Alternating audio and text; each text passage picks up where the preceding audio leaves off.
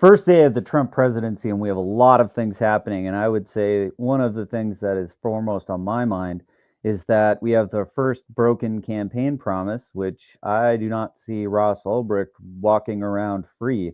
Lucas, you've been looking very closely at what Trump has been doing. What's your take on the first 24 hours of the things that Trump has been doing? Well, Trump promised the Libertarians that he would free Ross Ulbricht on the first day, and he didn't get to that. I don't, I'm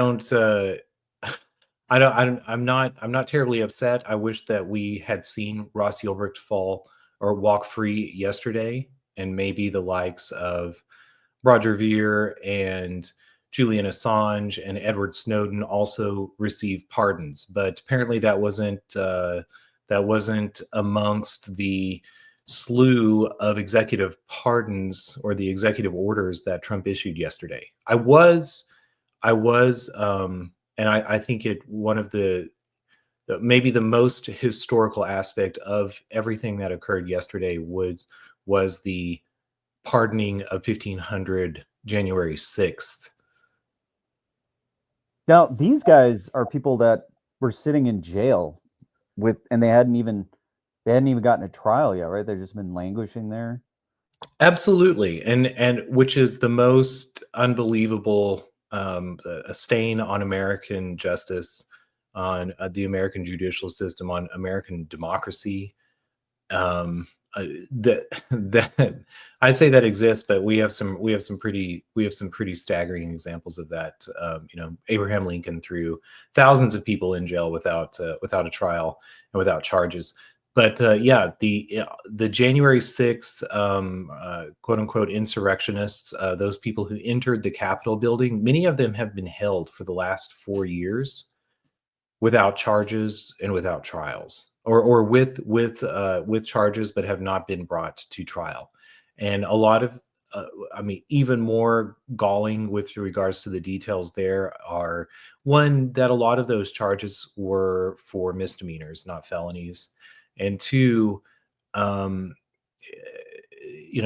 lot of the charges stemmed from a federal law that was written in response to the Enron scandal, and had to do with stalling of the proceedings after Enron, and that went to the Supreme Court as to whether that was valid to be considered for interrupting a government proceeding whenever they marched to the Capitol building, and that was thrown out by the Supreme Court back in June or July. So you would have thought that the Department of Justice and the Biden administration would have taken the hint at that point and pivoted, but they didn't. And I think that's part of the groundswell of opinion against the Biden administration. So anyway, top of what Trump did yesterday was the pardoning of the January 6th prisoners. And I don't think that we are going to. We're not through with seeing the fallout coming from that. It will be interesting what those freed people say, and what drives them going forward as far as being public and the stories that we're going to hear. I guess at this point, I've got to express my general disdain for what is going on here. Like, executive orders doesn't feel very comforting in what I would think of as our form of government, especially all of this pardoning and trying to undo what the previous administration does. It really feels like we're thrashing back and forth between very different political ideologies. And it seems like what is happening here is when the next administration takes over, they just try to undo everything that the previous administration did. And that to me feels like we're in kind of it's reflective of where we're at in the country. Like, we're very divided. And so when these parties take power, they're definitely thrashing between these different ideologies and trying to align the country to whatever. But this executive order business, it sure feels like what a king would be doing rather than what I would hope a president would be doing. Well, I totally agree, and the The power of the executive order is limited to, telling the federal government what to do. It's almost like you can imagine an internal memo in a company. And if Congress were the board of directors and, um, set the motto and the practices of a business, it doesn't actually change the laws of the federal government. It is only an executive order is only a memo directed at the government. Um, and we as we if we go through the details, like you may have heard that, federal Donald Trump overturned the legislation passed by Congress with regards to the TikTok ban. No, what he did was he instructed the Department of Justice not to prosecute or to pursue TikTok for continuing to provide its services.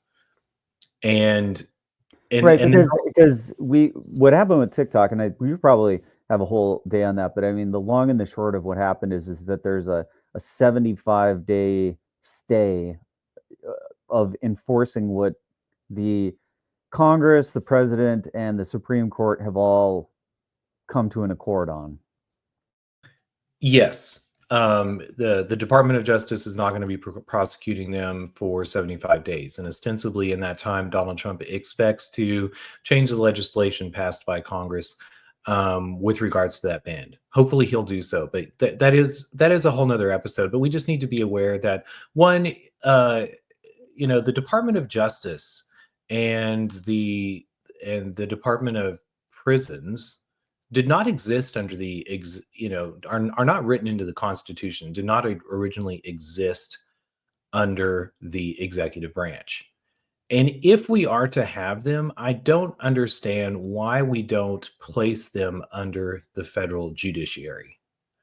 Because to me, this to have the Department of Justice, to have prosecutors engaged in going out and finding wrongdoing, and that not to be part of the blah blah blah judiciary, and instead put under the sheriff, the federal sheriff, the executive, is putting the cart before the horse.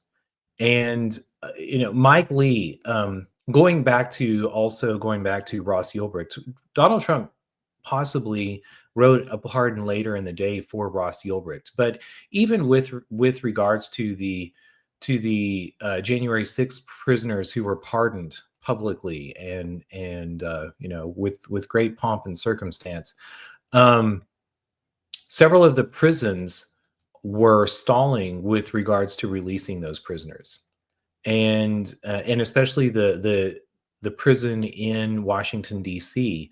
I believe only let 3 of those prisoners out, and I don't know if their excuse was it's a holiday, we don't have the right people here. Trump said 24 hours, and we're gonna release them in 23 hours and 59 minutes.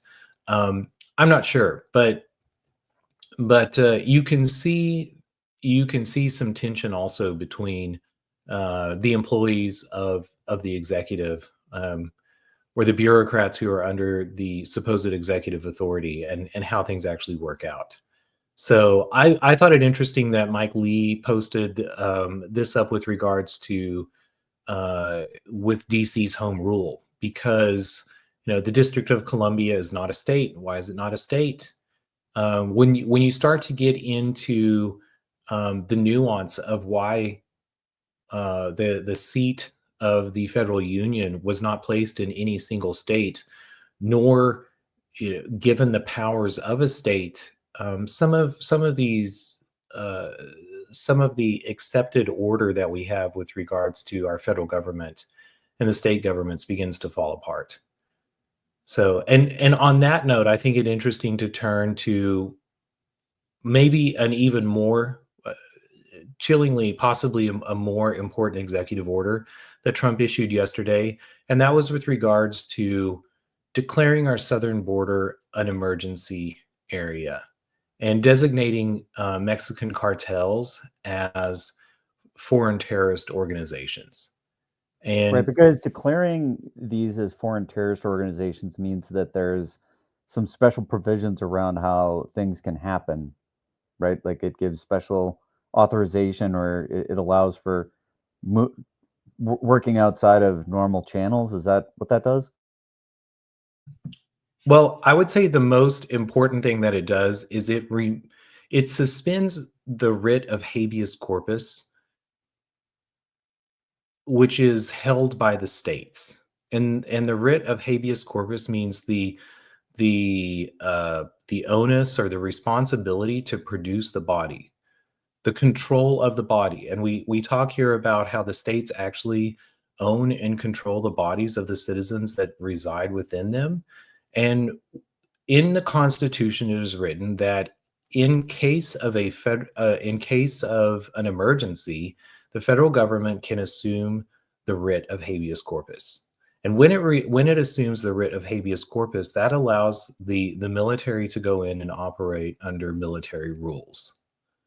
And so, declaring an emergency along the southern border, which we've had a long declared. I don't understand why it was important to declare another emergency, because written into the Patriot Act is a suspension of the writ of habeas corpus for 100 miles inland along our southern border, and that's what allows and creates the border checkpoints. If you've ever driven, up through New Mexico or in through Texas or California or Arizona, you don't just have a border checkpoint at the border, but you have one along many of the thoroughfares that is much further inland.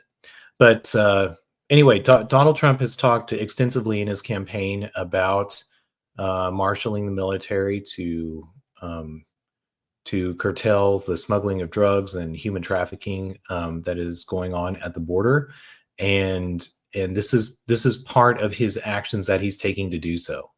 And it gives me concern because we've already seen the problems that occur whenever the president of the United States is a person who gets to declare having a war with another country, and that's outside of the authority of Congress. And by the Constitution, that should be under the authority of Congress. And so we create all these special words. We're going to declare citizens of another country, and not just any other country, but our neighboring country, as terrorists. What does that mean? Why do we use the word terrorist? When we designate other people as terrorists, what we've said in the past and what we mean here is that they are enemies of the United States, and we're not declaring a war against the state, but we're going to target specific people inside that state. And I think that's very problematic. And that is the same logic that was first applied to I don't know. People, especially in the Middle East, people who express like their Islamic faith or whatever that may have been historically, but anti-American sentiments, and you can think of the Lockerbie bombing and terrorist actions that were being taken then. But we have seen this labeling of terrorists on citizens of other countries, and we now do it within the United States. So I don't know if you remember when Timothy McVeigh bombed the federal building, the Alfred P. Murrah building in Oklahoma City. I remember the Oklahoma City bombing, right? Yeah, and there was a huge debate at the time as to whether the federal government could declare that person a terrorist. And what was going on behind that declaration of whether or not the federal government could declare a citizen a terrorist was could they subvert the habeas corpus of the states and put their fingers on the bodies and in the minds, even more so in the minds of American citizens. And so it's very interesting to see Trump both pardoning J6 prisoners, but also turning and wielding the same sword that was used against them for the last 4 years, and turning it elsewhere rather than bearing the sword. And we had this whole bevy of pardons that went out from Biden in the last few minutes of his presidency, which he said that he wasn't going to do. So it seems like this tool is one that is being wielded with much more, much more liberally than it has been in the past. I think that this was more judiciously used, and now we're just seeing sweeping undoing of even things that were considered criminal by previous administrations, and maybe that's also an overreach within presidencies where they're prosecuting people in a way that doesn't seem really reasonable, and that's why this needs to be used. So we've got the office of the presidency seems to be wielding power in an inappropriate way in a variety of different ways here, in my opinion. You know, when you say that he's wielding it more liberally, I don't think that's what libertarians wanted. Maybe we should have been a little bit more uh, precise in saying what we wanted with regards to liberty. Um, but yes, this is going to be an issue that we continue to deal with in the United States. Um, and I think Donald Trump means well, but I'm very wary of of uh, of fighting fire with fire, especially when it comes to our notions of justice and the law. And I think that it's very important to think of the solution of juries rather um, than replacing the the head of the Justice Department with a different person, whether it be Merrick Garland or Pam Bondi or uh, William Barr or I can't even remember who Bush's Gonzalez. Um, anyway, this was one of the big pardons. We had several other pardons that were also not pardons, but executive orders that were also interesting. Um, he also signed an executive order and I didn't get a chance to read this one, but I understand the intent of it to end birthright citizenship. And birthright citizenship is guaranteed in the Constitution of the United States, but specifically, what Donald Trump was trying to end is birthright is I don't know, anchor babies, people who are not citizens of the United States and are in the United States at the time that they have that a child is born unto them, and declaring that child a citizen, and then turning around and saying, well, child needs a family to raise it, or it's the state's problem. Ah, look at this. President Trump's has okay. Wonderful. Yeah, still, I think we've still got some hope out there that this is going to go down as many had wished or hoped. It definitely didn't happen within the time frame that was agreed to, but there's still those who are out there hoping that this is going to happen correctly. I was just bringing up the birthright citizenship piece. I've got the executive order sitting in my queue to throw on the screen here so that we can keep talking about this. Well, I expect this is going to cause an unending amount of gnashing of teeth and wringing of hands. Um, Right, because immediately the first thing we're going to get into is a constitutional interpretation, because it sure seems to many that it's written into the Constitution in a particular way of how this is supposed to work. And so, whatever position President Trump is taking here, it seems like it's setting up for a big constitutional investigation about who's right about this. Well, and I also I don't know how feasible it is to change the Constitution or to pass an amendment to the Constitution, unless, of course, you're Joe Biden and it's expedient for you to declare that an amendment has been passed, even though the ratification period of it is has long lapsed. Um, and I'm saying that with the Equal Rights Amendment that Joe Biden supposedly said was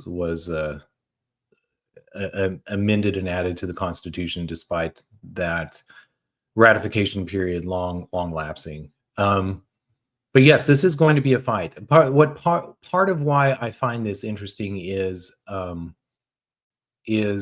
I think this is part of a greater political understanding, a political order in the world, and You know, the Trump administration in the campaign and yesterday in their speeches also talked about returning to a merit-based society.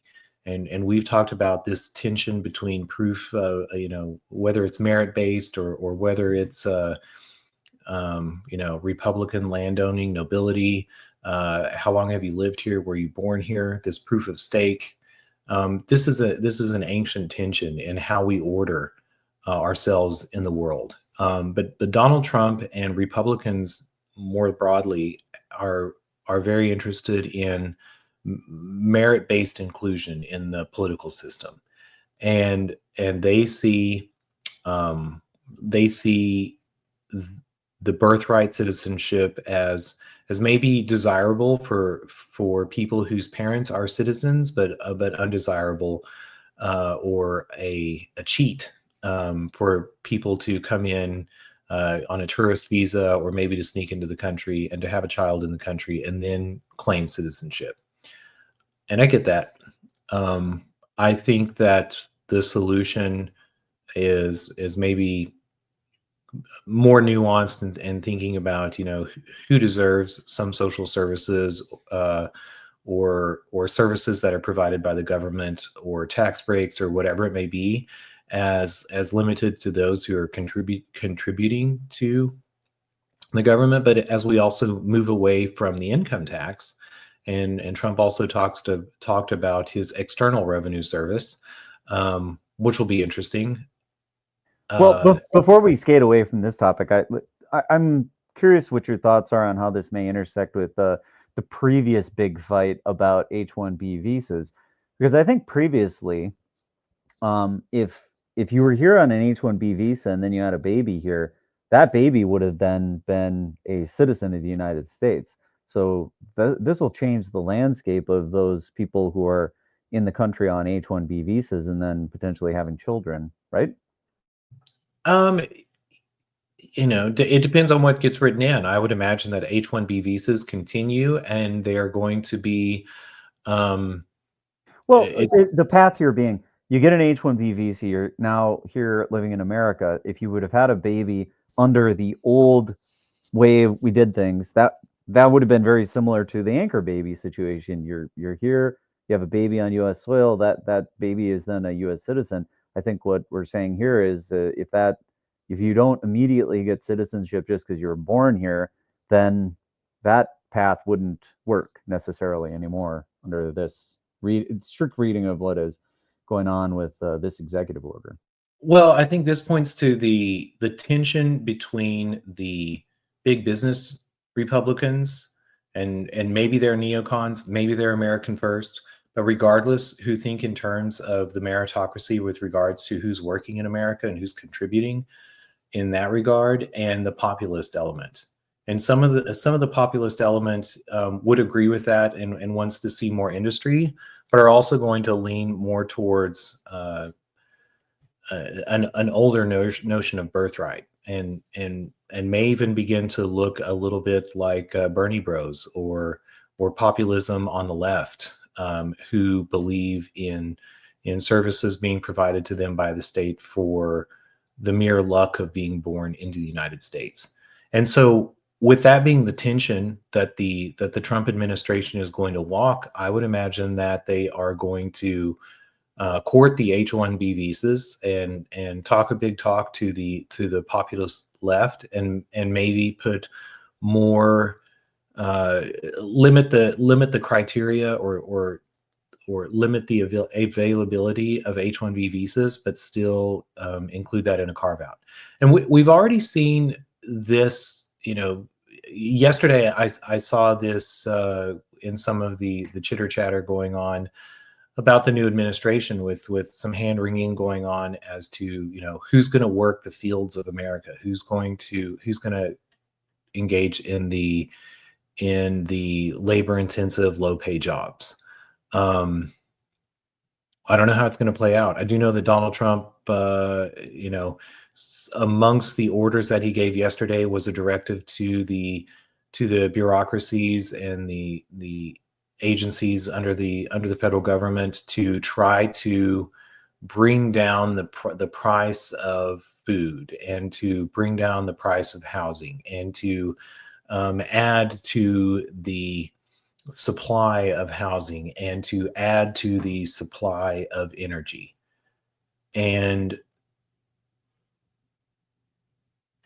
I don't know. I don't know how that's going to work. It seems like they've tried that in the past, and and meanwhile, when they're talking about immigration and deporting immigrants, they're talking specifically about deporting immigrants who have broken the law and who have violent criminal histories. So I don't know where they're going to go with this, but they haven't found a solution yet. Before we leave this topic real quick, Lucas, it really gets me to thinking, just how quickly things can change within just 4 years. I think back to the previous Trump presidency when he was in office, and we were looking at the border problem, and we were putting families in cages, and we were separating kids from families, and it was a big issue about how he was going along with things. And then here comes Biden just a little bit later, 4 years later, and now we have a completely open border. Nothing's really being checked. Everybody just being let through by the caravans. And now, 4 years later, Trump's back in office, and he's going about changing everything. And it's just how quickly things can change in just 4 years of a presidency.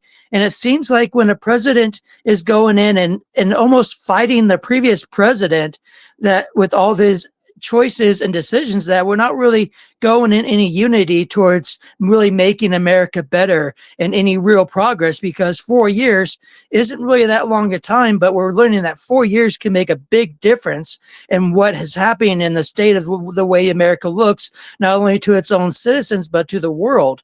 And, it reminds me of a lot to when I think about this, that I just watched the new movie Gladiator 2 that came out, and there's a lot of always comparisons to America and Rome. And this, it seems to me to see that America is kind of turning into the new Rome and having some of the problems that the Romans made when their choice of government.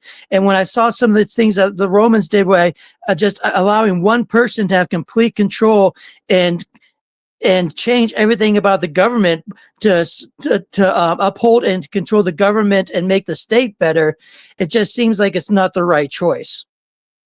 Great points, Rusty. And when you bring up Rome, and when anyone brings up the fall of Rome, the statistic that always comes to my mind is the admission of citizens into Rome.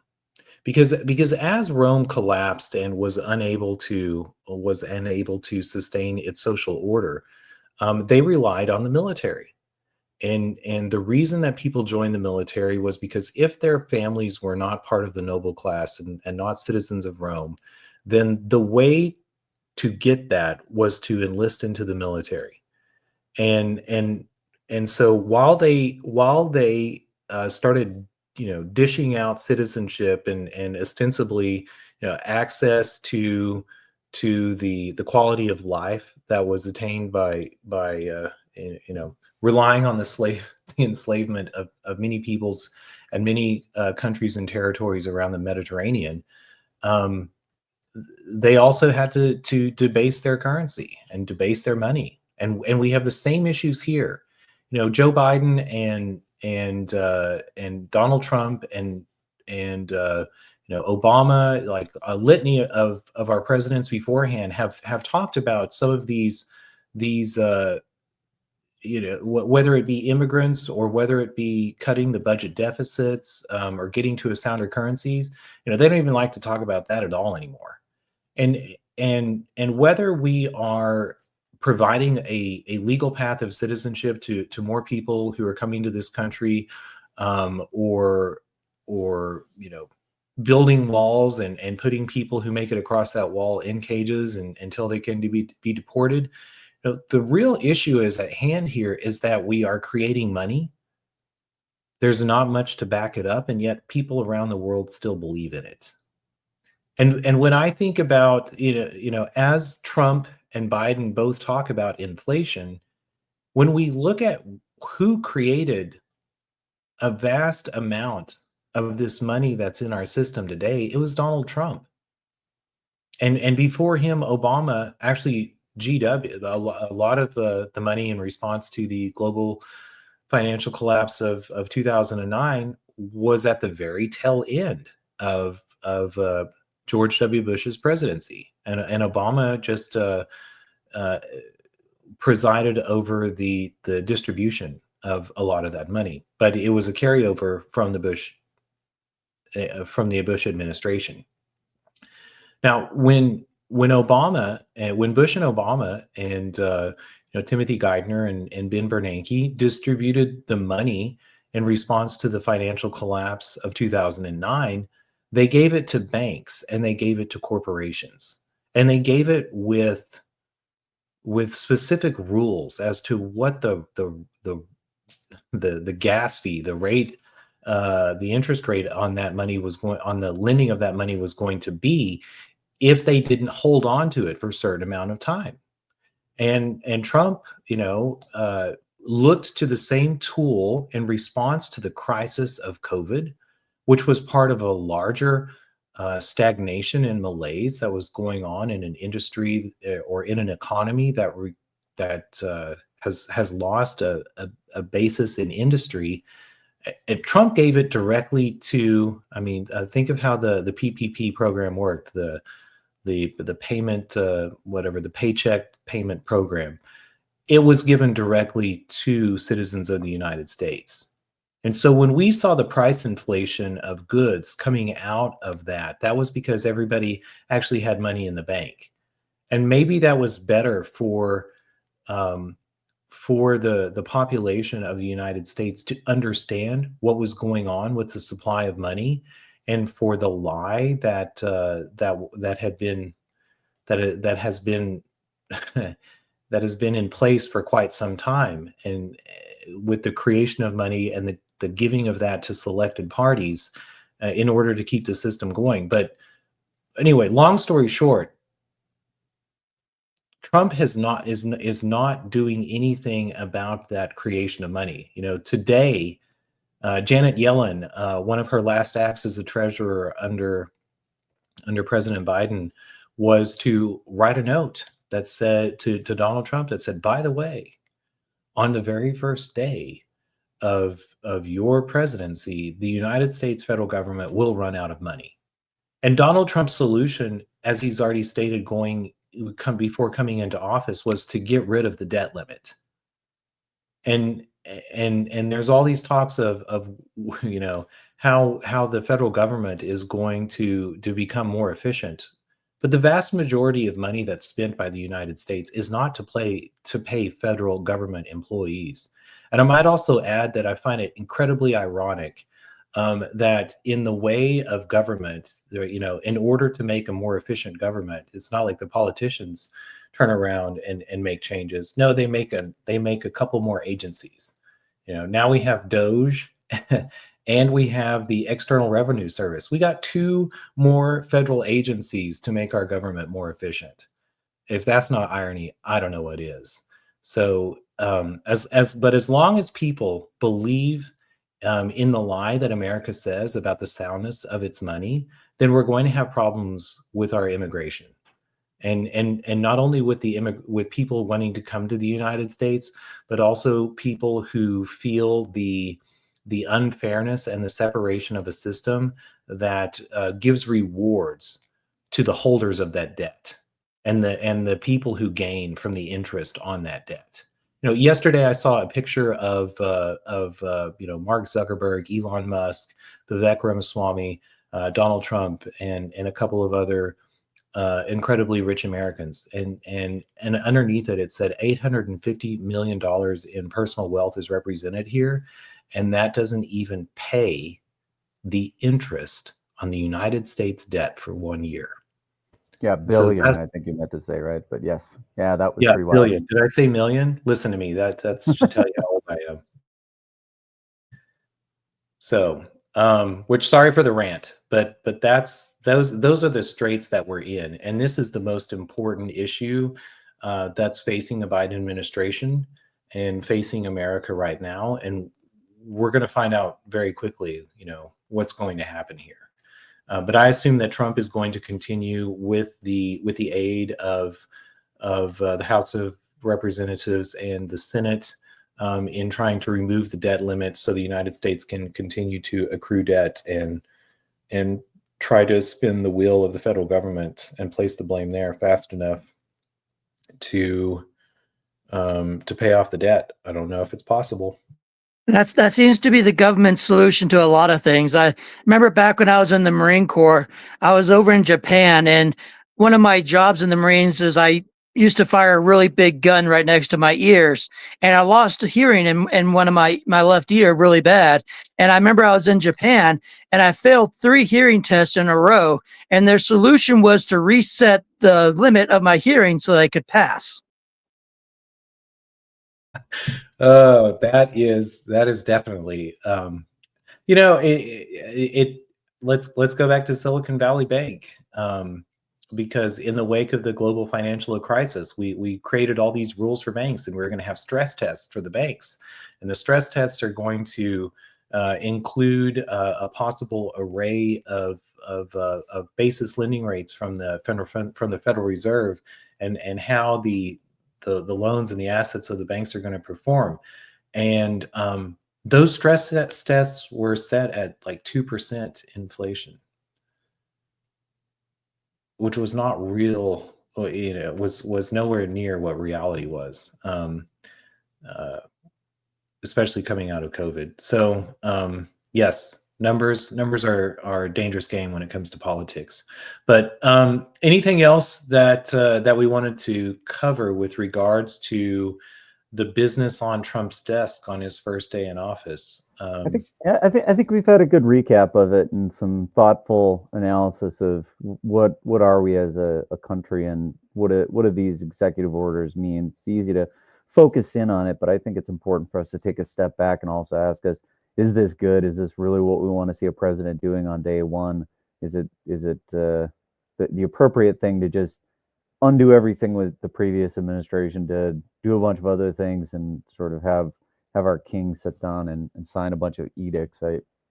I worry about this, and I think we're all in somewhat of an accord that this isn't necessarily what we want to see going on, but also in some ways hopeful for some good things that we are seeing, even though this is the mechanism with some of the egregious things that have happened in previous administrations being at least addressed. And hopefully we see some of these very egregious things addressed with what happened with Ross Ulbricht. We're going to be keeping a close eye on this one. At least I am personally. Hopefully we find out today. I do have a ray of hope, some good news. Amongst the executive order that Trump executive orders that Trump signed yesterday, one was to direct the Department of Education to include in the curriculum that children who are going to public schools in the United States and America take some classes on personal finance. So I think that'll solve everything. It's it's not the government's fault; it's our fault that we've accrued so much debt. So the future generations will solve everything for us. Also, we shouldn't forget too that we've renamed the Gulf of Mexico Gulf of America. Trump talked about Mexico. He talked about Panama. We talked in the past about a canal in Nicaragua, about the United States turning towards Greenland and Panama to secure trade relations and trade routes with its neighbors. I don't know if it's going to play out like the United States wants it to. I think China has already done some interesting things. The port in Peru, we could possibly see that canal in Nicaragua, but we'll keep eyes out there with what's going on too. And everybody cross your fingers, and let's hope that we see Ross Ulbricht walk free finally today, and more pardons in the future. All right, and we'll see you next time on FOMO.